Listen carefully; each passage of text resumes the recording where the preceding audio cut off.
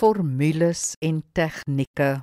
Job 42 verse 2 en 3 sê, ek weet dat u alles kan vermag, dat geen plan vir u onuitvoerbaar is nie. Wie is die een wat 'n plan verberg, terwyl hy geen kennis het nie? Daarom het ek sonder begrip, ja sonder kennis, my mening gegee oor dinge wat vir my te wonderbaar is.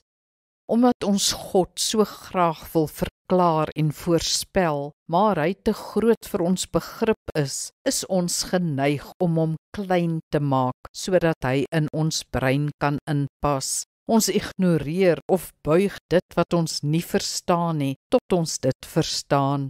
Ons stel eenvoudige formules op om God te probeer beheer. As ons dit doen, sal God dat doen. As ons sus vra, sal ons so ontvang.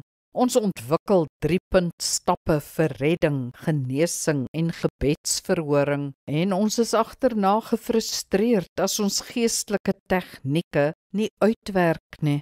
Laat ons eerder ophou met die formules en die kitsstappe. God werk nie so nie. Hy is nie 'n koeldrankmasjien of 'n rekenaar nie. God is 'n persoon met 'n wil en 'n plan. Buig eerder, doen wat hy sê en vertrou op sy eindelose liefde. Dis genoeg. Kom ons bid saam.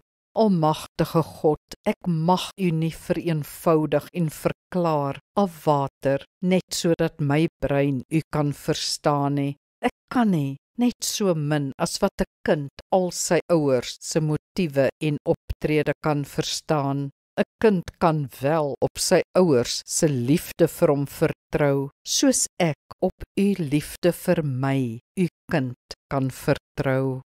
Amen. Die Here seën jou.